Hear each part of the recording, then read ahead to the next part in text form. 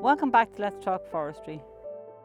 We're here today in the county of Meath to talk to Martin Oakes.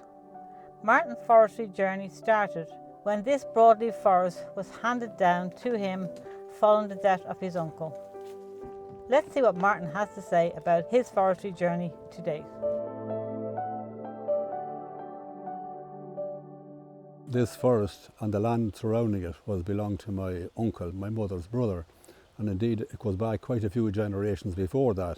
He planted the forest in 1999 and 2001 and loved it when he was at it, but then ill health came, so I was giving him a hand at that stage, and then things rolled on, and when he died he actually left the whole thing to me.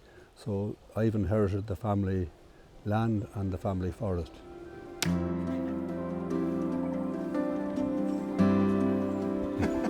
Ready to rock and roll.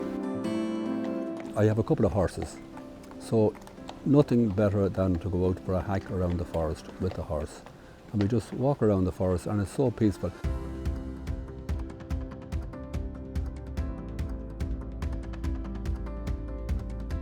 And the interesting thing is, if I'm walking through the forest and if there happen to be deer or wildlife around, they're gone like a shot as soon as you see them. But when you're riding the horse around, it's a different story altogether. They don't. They'll just stop and look at you. So it's completely different, you know. It's amazing just to experience that. And then you might be just going around the corner, and a big hare will pop out in front of you. Or a stag might be, or a stag and a couple of hinds might just happen to just pop out. If you're walking and you're talking, they're gone, you might never see them. But up on the horse, they don't seem to pass on remarks. So that's very positive. But there's an interesting thing there, when you bring kids around or people around on a walk, you can see where during the rutting season where the deer start to fight, and you see these big mud pools.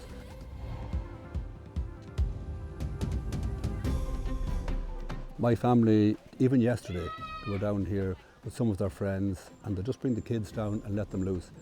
You know, children are amazing. Just let them loose, and they imagine all sorts of things when they walk into a forest.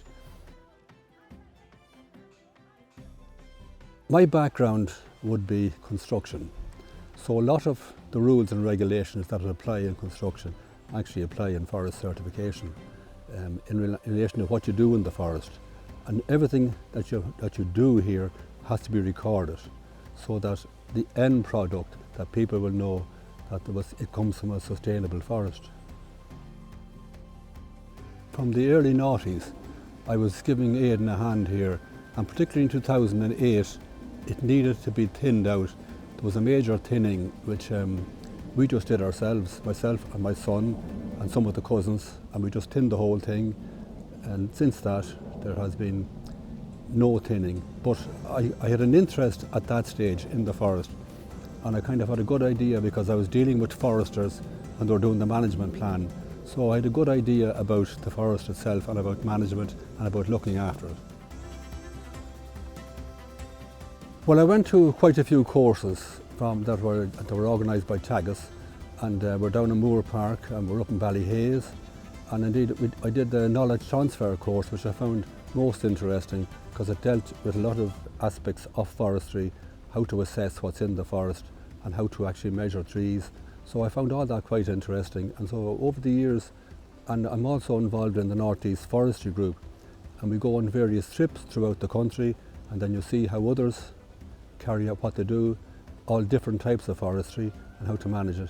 So I found all that great as a bit of knowledge how to actually manage your own forest. There's about 60, no, actually it could be a lot more, in the North East Forestry Group. The North East Forestry Group is actually made up of all private forest owners. Nothing got to do with Quilter, the state-run forests. And we, as a group, we organise trips, well, the committee organised trips to different events throughout the year, and we just head off, and it's amazing what you can find out by talking to others and see how others manage their forests.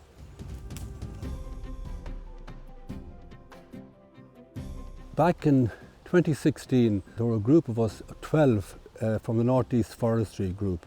We took part in a Department of Agriculture pilot certification scheme, and we trained over a period of a year.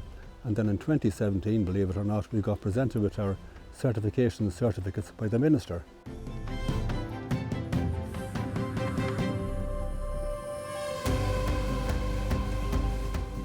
if you're on your own, you don't know what to do. But when you're dealing with other people, you can have a chat about how they handle their forest, and by actually going out on a field trip, you can actually see how they tend their forests, how they look after them, and it's great for getting advice how to progress your own forest. We're down in Johnstown Castle. There was the last trip we went on, where you can combine forestry with agriculture, where you can plant the trees in the field and you can still operate your farm around it, which is a kind of a new departure. And also we've done plenty of work along with Teagasc, well, I say attended courses run by Teagasc. Again, it's about looking at the forest, how to select trees. You know, if you walk along and look at a tree in a forest and you say, okay, I'm going to thin it out, what am I going to thin out? What do you look for? You see a nice big tree, oh no, I'll leave that one there, I'll take. But it's actually all to do with the top of the tree, with the crown. And look around and see how the crown develops in the trees and say, that one might be a good one, but the one alongside it is in the way, so take it out of it. So the whole thing is about looking up and see the crown development. So I suppose from that point of view, it's a great learning curve to go to any of these courses, because you pick up all these kind of tricks.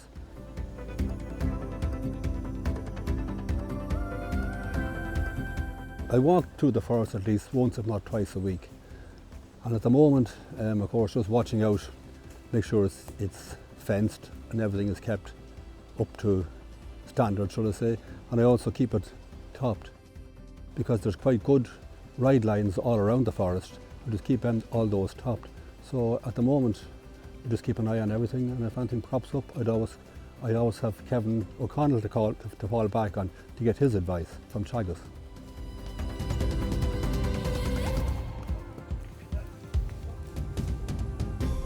There were 4 of us applied for a scheme there, a pilot scheme run by the Department of Agriculture, continuous cover of forestry, or close to nature, as others would call it.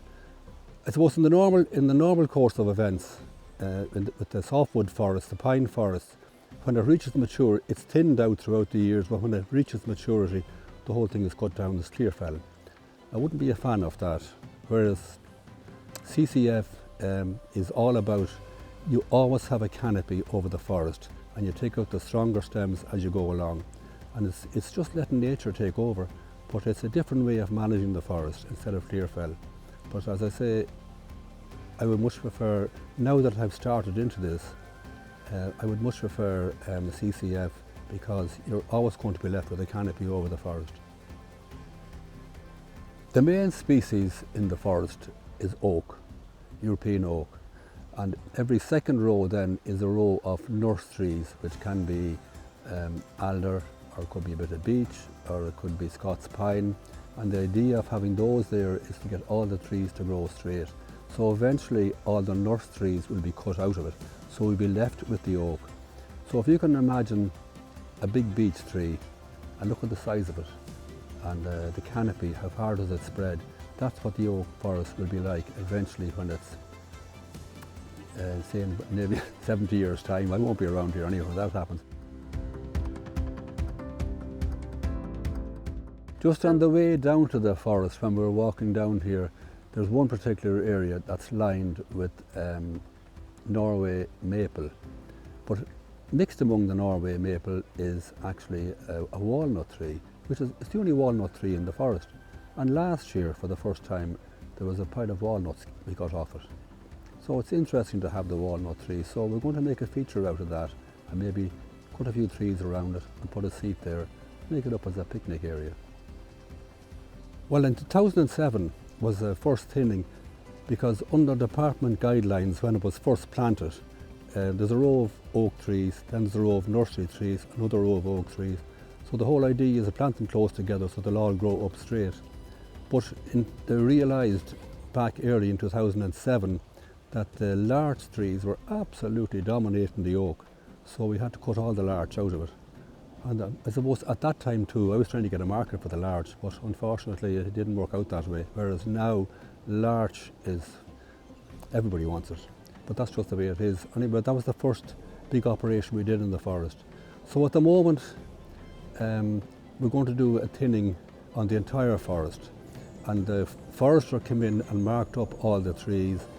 Now, what usually happens is every 7th row or rack has to be taken out, let the harvester go down. And then he can reach in, and all the trees are marked, some marked with red lines, some marked with white. Anything that's white on is retained. So this is a light tinning for the entire forest. So we hope to commence that now in the next, anyway, before Christmas, I put it that way.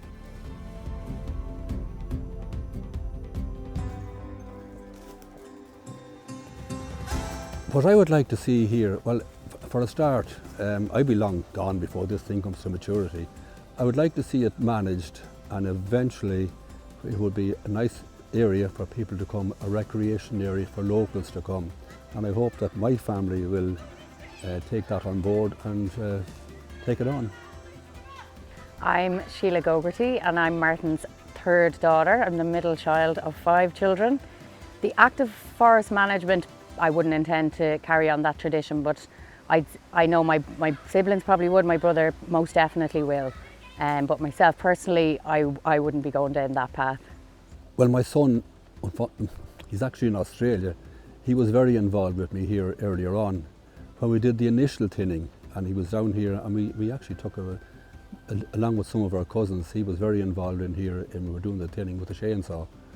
And he is interested in it, and hopefully he's coming back from Australia next year, so he may take over the reins here. I think we need somebody to carry on the forest from where it is at the moment. Pre-COVID, I wanted to see was there an interest in locally, because I'm not too far from the Hill of Tara here. So I opened the forest up to the locals just to see what the reaction would be, and loads of people turned up. But then I opened it up to the public, and actually 200 people turned up. I'd have to say that my family were brilliant, because they did all the work on it on social media. We have run 2 public events. We've had 2 open days in the forest where we've welcomed in the locality and put out advertising on social media through Facebook and Instagram, and we've opened up the forest to all the community and have had a wonderful response and have had a lot of visitors on the days. And then I was going to do it again, but unfortunately COVID came, so that put the tin hat on it. But I'm going to open it up again, but as I'm waiting to get the tinning on the forest, I'll have to wait till after that, and it may take a while for the forest to recover after it's thinned. But that will be certainly in the future, that'll be a big thing.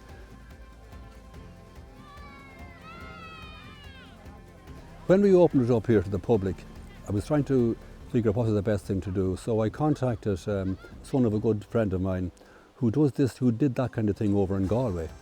And he came up and had a look, and he says, no use walking on the roads, you want to get them in among the trees.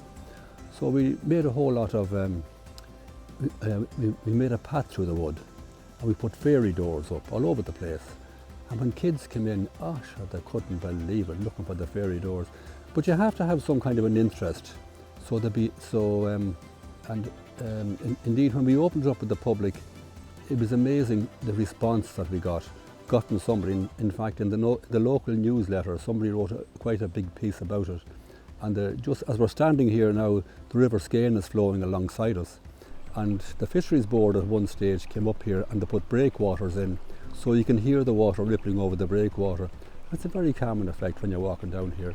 So for anybody coming into the forest, you just get away from everything else, and it's relaxing.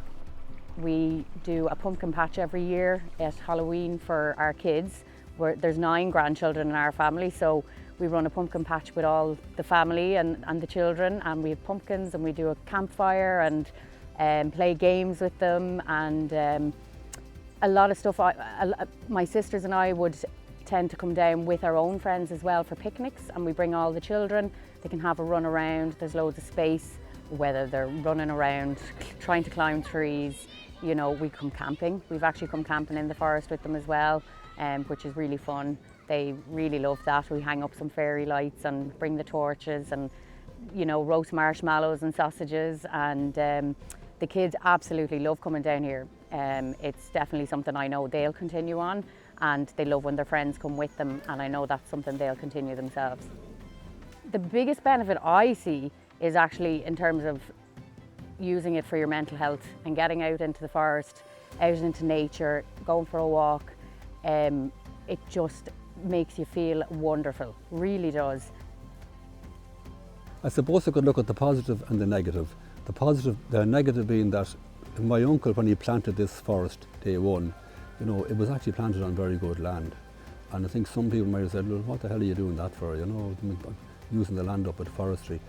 But one of the benefits is certainly it's more recreational, or just going out for a walk into the forest and see the forest develop, and to bring it to the next stage. And everybody else, I mean, I keep getting queries from people when you open the forest up again. And I also had, up in the paddock up beside the house, I put a labyrinth in there, if you know what a labyrinth is, and people go in there and run around it, particularly kids that run around the labyrinth. And to make it interesting, because I think we all grow up in an environment and we look around us and we don't take stock of what's around us. We see trees, we see everything else, and we just take it for granted. But if we just pause for a minute and look and see what trees actually do to the environment, you know, and it's absolutely, look for words now. Leave it at that. Everybody take a jump in the air. 1, 2, 3, jump! He just looks after it so well. He spends so much time down here looking after it and maintaining it so lovingly. He is so passionate about it, which is unbelievable. You know, really, he is so passionate, and I think he's very passionate about how good it is for your health. And he really instills that in all of us, and how good it is for us to get out into the forest and into nature, listening to the river, listening to the trees, the wind, the animals, you know, spotting the deer, spotting the little animals that are running through, the squirrels. You know, there's so much wildlife here, and he's really instilled that in all of us. He's very passionate about that, yeah. That's all for this month on Let's Talk Forestry. Hope you enjoyed the video. We would like to take a moment to thank our sponsors. These videos have been funded by the Forest Service under the umbrella of the Department of Agriculture, Food and Marine, and in short, DAFM. The Irish Timber Growers Association have assisted with the promotion of our videos through their network of members. Finally, the forest owners who took part in the production of these videos. Thank you for making these videos possible, and we appreciate your support.